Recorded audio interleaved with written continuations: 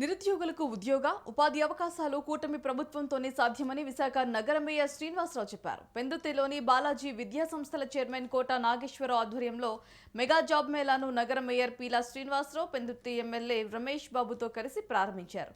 బాలాజీ విద్యా సంస్థల ఆధ్వర్యంలో ఆంధ్రప్రదేశ్ స్కిల్ డెవలప్మెంట్ సౌజన్యంతో నిర్వహించిన మెగా బాబు మేళాకు విశేష స్పందన లభించింది.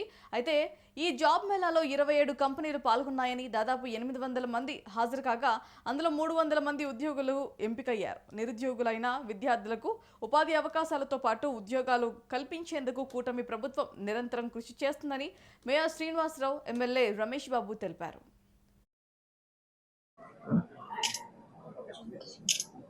ప్రయత్నిస్తేనే తర్వాత సక్సెస్ అనేది తర్వాత వస్తూ ఉంటుంది. అసలు ప్రయత్నం చేయక అంత దూరం ఎందుకు, ఈ క్వాలిఫికేషన్ లేదు, క్వాలిఫికేషన్ ఉందని కాకుండా ఎక్కడ జాబ్ ఫేర్ పెట్టినా సరే ఫస్ట్ అటెండ్ అయినట్టయితే యూత్ అంతా కూడా వాళ్ళకి క్వాలిఫికేషన్ ఏముంది, వాళ్ళ సామాజిక కావాలంటే ఏం చేయాలని అది తెలుస్తుంది. సో ఇదే క్రమంలో అందరూ కూడా అన్ని ఏరియాల నుంచి వస్తారు కాబట్టి వాళ్ళ ఇంట్రాక్షన్ పెరుగుతుంది. అది ఎక్స్చేంజ్ ఆఫ్ ఐడియాస్ అనమాట. ఎక్స్చేంజ్ ఆఫ్ ఐడియాస్ అంటే వాళ్ళు ఎంతవరకు చదువుకున్నారు, దీనికి ఎంత ఎలిజిబుల్, లేకపోతే ఏం చదువుకున్నది వాళ్ళు తెలుస్తుంది. సో ఇలాంటి పెందుర్తిలో ఉన్న బాలాజీ ఎడ్యుకేషనల్ ఇన్స్టిట్యూట్ కాలేజీ నందు జాబ్ మేళా నిర్వర్తించడం జరుగుతూ ఉంది నాగేశ్వరరావు గారి ఆధ్వర్యంలో. ఇది పెద్ద ఎత్తున సక్సెస్ అవ్వాలని చెప్పి ఇప్పటికే 800 మంది రిజిస్ట్రేషన్ చేసుకున్నారు, 600 మంది రిపోర్ట్ చేశారు. ఇంకా 200-300 మంది పెరిగే అవకాశం కూడా ఉంది అని చెప్తున్నారు నిర్వాహకులు. తప్పకుండా ఇది పెద్ద ఎత్తున సక్సెస్ అయ్యి 27 కంపెనీలు, మంచి రిప్యుటేషన్ ఉన్న కంపెనీస్ వచ్చాయి. 27 కంపెనీల్లో కూడా వీళ్ళందరికీ అవకాశాలు రావాలని మనస్ఫూర్తిగా ఆకాంక్షిస్తున్నాం. Chairman Balaji junior and degree college. So ఈ రోజు 26 కంపెనీలతో ఏపీ స్కిల్ డెవలప్మెంట్ సహకారంతో 1200 వేకెన్సీస్ కి జాబ్ మేళా జరుగుతుందండి.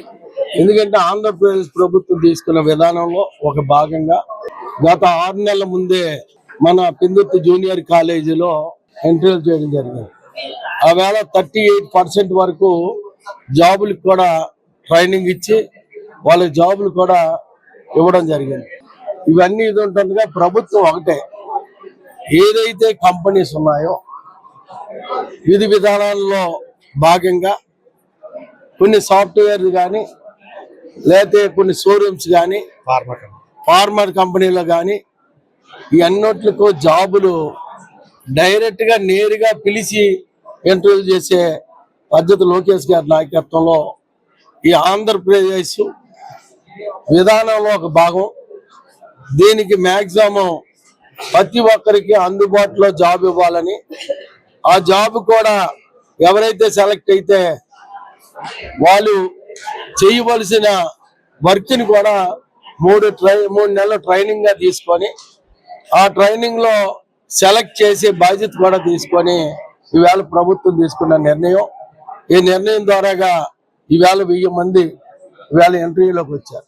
వస్తే ఎప్పుడైనా ప్రయత్నిస్తేనే తర్వాత సక్సెస్ అనేది తర్వాత వస్తూ ఉంటది. అసలు ప్రయత్నం చేయక అంత దూరం ఎందుకు, ఈ క్వాలిఫికేషన్ లేదు, క్వాలిఫికేషన్ ఉందని కాకుండా ఎక్కడ జాబ్ ఫేర్ పెట్టినా సరే ఫస్ట్